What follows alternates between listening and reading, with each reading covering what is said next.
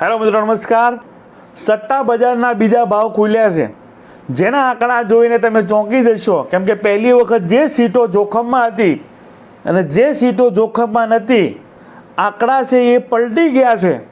તો શું છે સટ્ટા બજારમાં ઉમેદવારના ભાવ, અને ઉમેદવારના ભાવ જ એની જીત અને હાર છે એ નક્કી કરતા હોય છે. અને શું છે આખા સટ્ટા બજારની પ્રોસેસ, એની પ્રાથમિક માહિતી પણ આપી છે. તો ગુજરાતમાં કેટલી સીટ પર ભારતીય જનતા પાર્ટી છે એ જીતી રહી છે અને કેટલી સીટ પર કોંગ્રેસ ને જીતવાની પૂરેપૂરી શક્યતા જોવા મળી રહી છે. અને આ સટ્ટા બજારના જે પરિણામો છે, લોકસભા ચૂંટણીના જે પરિણામ આવવાના છે 4 જૂને, તેમાંથી સટ્ટા બજારના જે પરિણામ છે તેમાંથી 80 થી 90% પરિણામ છે સેમ આવતા હોય છે. તો કઈ રીતે સટ્ટા બજાર કામ કરે છે અને આ સટ્ટા બજાર પ્રમાણે ગુજરાતમાં ભાજપ કેટલી સીટ જીતી રહી છે અને કોંગ્રેસ કેટલી સીટ છે જીતી રહી છે, તેની વાત આજના વિડીયોમાં આપણે કરવી છે. અમારી ચેનલમાં ભારતમાં અને ગુજરાતમાં જે બી ઘટનાઓ ઘટતું છે તેને સરળ ભાષામાં સમજાવતો હોય છે. આવા વિડીયો જોવા માટે અમારી ચેનલને તમે સબસ્ક્રાઇબ કરી શકો છો. બાજુનું બેલ આઇકન છે તેને ઓલ સિલેક્ટ કરો, જેથી કરી અમારો વિડીયો અપલોડ થાય તરત જ તમને નોટિફિકેશન મળી જાય. વિડીયોની શરૂઆત કરીએ તો સટ્ટા બજાર શું છે, કઈ રીતે આ સટ્ટા બજાર કામ કરે છે, તેની પ્રાથમિક માહિતી આપી છે. બાદમાં ગુજરાતના કયા ઉમેદવારના કેટલા ભાવ છે અને એ ભાવ ઉપરથી કઈ રીતે લોકો છે એ નક્કી કરતા હોય છે કે આ ઉમેદવાર જીતવાની 100% કે 90% પૂરેપૂરી શક્યતા છે. તો સટ્ટા બજાર છે એક મોબાઈલ એપ્લિકેશનથી છે એ કામ કરતું હોય છે. જે સટોડિયાઓ છે એને જે ઉમેદવાર પર દાવ લગાવવો છે તો એને આ એપ્લિકેશન પર પહેલાં રજિસ્ટ્રેશન કરાવવું જરૂરી છે. પ્રથમ એ માહિતી તમને આપી દો કે મેં આ સટ્ટા બજારને છે એ પ્રોત્સાહન આપતા નથી, પરંતુ દરેક ન્યૂઝ ચેનલ પર સટ્ટા બજારની વાતચીત થતી હોય છે. તો કઈ રીતે આ સટ્ટા બજાર છે કામ કરતું હોય છે, તો પહેલાં તો એ મોબાઈલ એપ્લિકેશનમાં રજિસ્ટ્રેશન કરાવવું જરૂરી છે. જો રજિસ્ટ્રેશન કરાવો છે તો જ તમને છે ક્યાં ઉમેદવારના કેટલા ભાવ ચાલી રહ્યા છે એ ખ્યાલ આવશે. બાદમાં એ એપ્લિકેશનમાં એક આઈડી બનાવવાની હોય છે અને એ આઈડી દ્વારા છે તમે દાવ લગાવી શકો છો. ₹1,00,000નો દાવ લગાવો કે 10 લાખનો લગાવો કે 20 લાખનો લગાવો.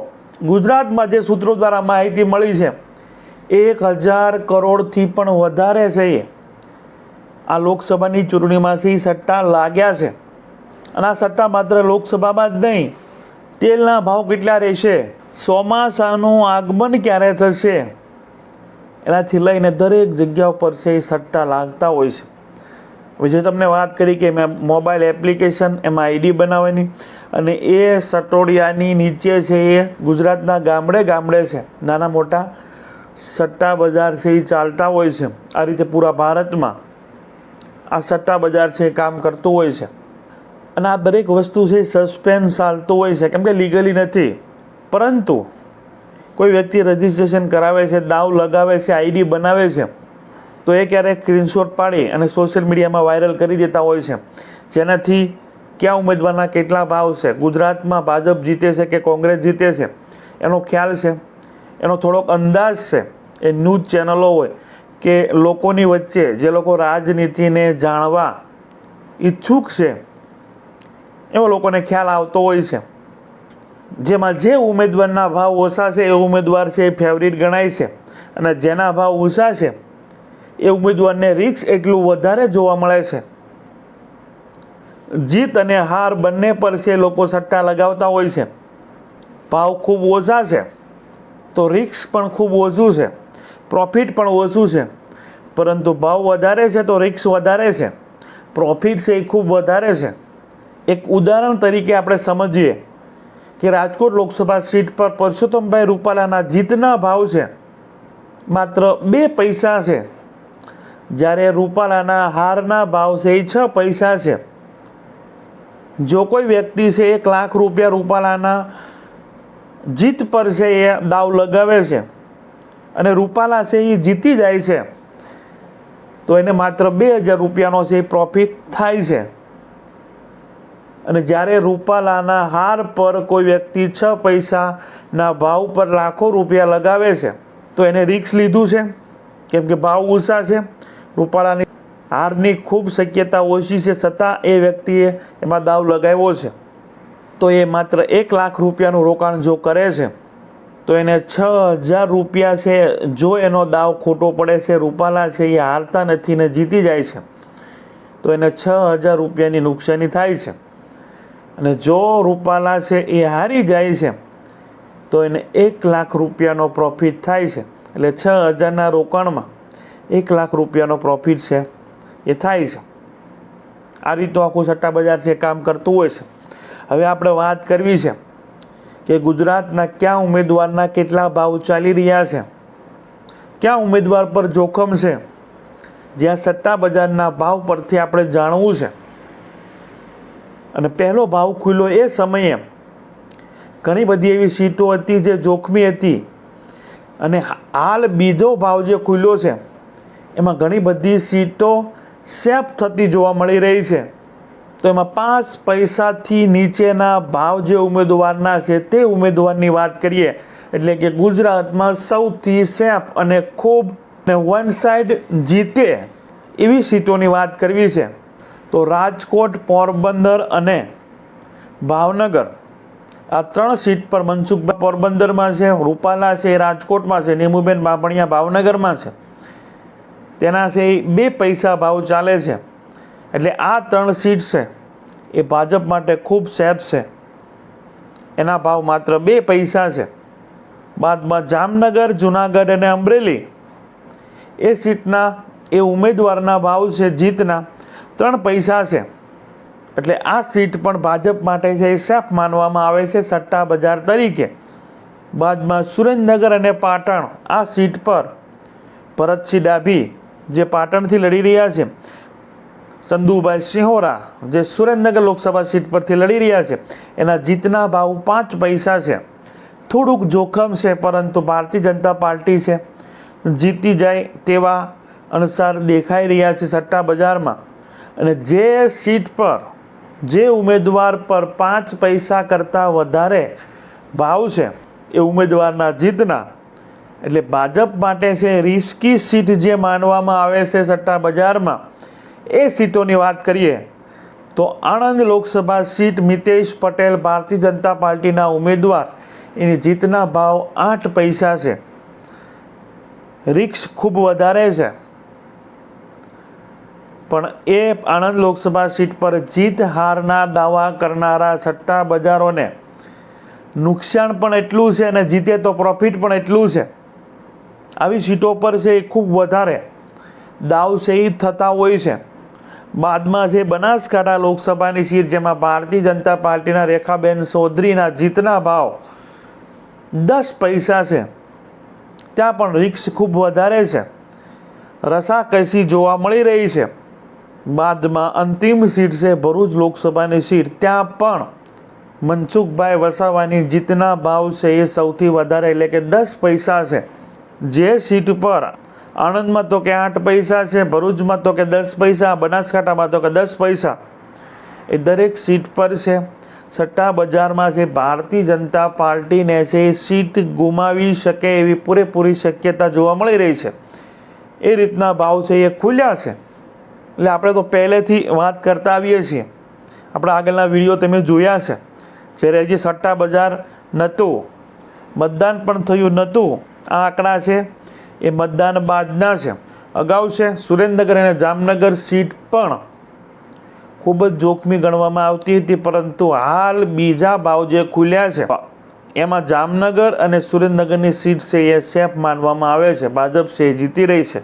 લીડ કદાચ ઓછી થઈ શકે, અને લીડમાં પણ સટ્ટા નખાતા હોય છે. 5 લાખથી વધારે લીડ આવી શકે એવી સીટો સટ્ટા બજારમાં કઈ ચાલી રહી છે તેની વાત કરવી છે. તેના ભાવ શું ચાલી રહ્યા છે તેની વાત કરવી છે. ગાંધીનગર લોકસભાની સીટ, જ્યાંથી અમિતભાઈ શાહ ચૂંટણી લડી રહ્યા છે, જેની લીડ છે 5 લાખથી ઉપર જાય છે, તો એના ભાવ છે એ 15 પૈસા છે.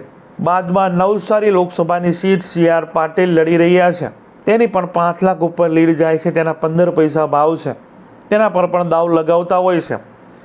અમુક લોકો કહેતા હોય 5 લાખથી નીચે લીડ આવશે નવસારીમાં, તો એના ભાવ છે 30 કે 35 કે 40 પૈસા હોય છે, અને 5 લાખથી ઉપરની લીડ આવે તો એના 15 પૈસા ભાવ હોય છે. બંને તરફથી છે એ દાવો થતા હોય છે. બાદમાં છે વડોદરા લોકસભાની સીટ, જ્યાં હેમાંગ જોશી છે એ લડી રહ્યા છે, તે સીટ પર 3 લાખ ઉપરની લીડ પણ 15 પૈસા ભાવ બોલાઈ રહ્યા છે.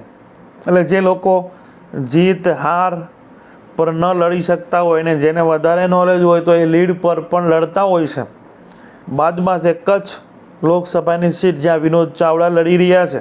ત્યાં 2 લાખ ઉપરની લીડ કે 2 લાખ આસપાસની લીડ છે એ આવશે. એના પણ 15 પૈસા ભાવ છે. એટલે કે આ રીતે જીત હાર પર અને લીડ પર પણ સટ્ટા બજારમાં છે લોકો દાવ લગાવતા હોય છે. એટલે આ સટ્ટા બજારનું જે બી ગણિત છે, જે બી આંકડા છે, એના ઉપરથી આંકલન આપણે લગાવી શકીએ કે ભારતીય જનતા પાર્ટી આણંદ, બનાસકાંઠા અને ભરૂચ આ 3 લોકસભા સીટ પર ખૂબ રસાકસી છે. ભારતીય જનતા પાર્ટીને ખૂબ જોખમ છે. સામે કોંગ્રેસ અને આમ આદમી પાર્ટીને છે પ્રોફિટ જોવા મળી રહ્યું છે. અને સાથે ગુજરાતમાં CR પાટીલે છે પહેલેથી કહ્યું હતું કે 26 લોકસભા સીટ પર 5 લાખ ઉપરની લીડ છે એ લાવવી છે.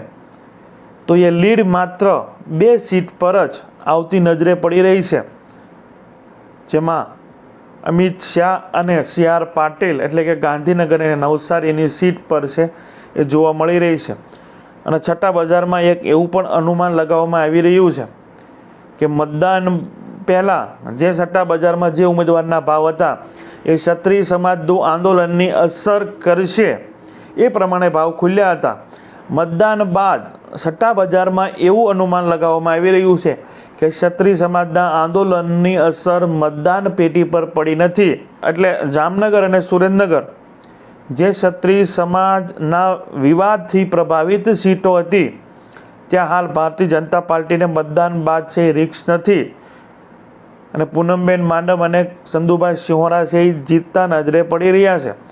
તો હવે ભારતીય જનતા પાર્ટીને 3 સીટ પર જોખમ છે. આપણે પહેલેથી કહેતા આવીએ છીએ મતદાન પહેલાં પણ, સટ્ટા બજાર પહેલાં પણ, કે બનાસકાંઠા, આણંદ અને ભરૂચ. હજી આણંદને તમે વાત કરો તો ભરૂચને બનાસકાંઠામાં છે ખૂબ જ કાંટાની ટક્કર છે.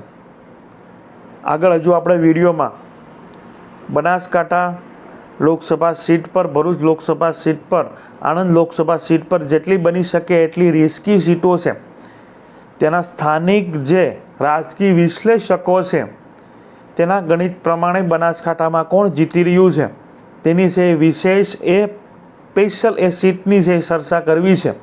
તો આ જે બી સટ્ટા બજાર છે તેના આંકડા વિશે તમારું શું માનવું છે? તમારા વિચારો છે જરૂર કમેન્ટ બોક્સમાં છે રજૂ કરજો. અમારી ચેનલમાં ભારતમાં અને ગુજરાતમાં જે બી ઘટનાઓ ઘટતી હોય છે તેને સરળ ભાષામાં સમજાવતા હોઈએ છીએ. આવા ને આવા વિડીયો જોવા માટે અમારી ચેનલને તમે સબસ્ક્રાઈબ કરી શકો છો. બાજુનું બેલ આઇકન છે તેને ઓલ સિલેક્ટ કરો જેથી કરીને અમારો વિડીયો અપલોડ થાય તરત જ તમને નોટિફિકેશન મળી જાય. અને કે જે બી વિડીયો બનાવું છું, જે બી એનાલિસિસ અમે કરતા હોઈએ છીએ તેની તમારે ડીપલી માહિતી, જે પેપર પર અમે એનાલિસિસ કરતા હોઈએ છીએ તેની ડીપલી માહિતી લેવી હોય તો મારી વેબસાઇટ પર guddustory.com જે ડિસ્ક્રિપ્શન પર થોડાક દિવસોમાં જ આવી જશે. તો એ માહિતી તમે એ વેબસાઇટમાં વિઝિટ કરી અને ડીપલી જે લોકોને રાજનીતિમાં રસ છે, જેને આ એનાલિસિસનું સ્ટડી કરવું છે, એ લોકો છે વેબસાઇટની વિઝિટ છે એ કરી શકે છે. Thank you. નેક્સ્ટ વિડીયોમાં મળીએ.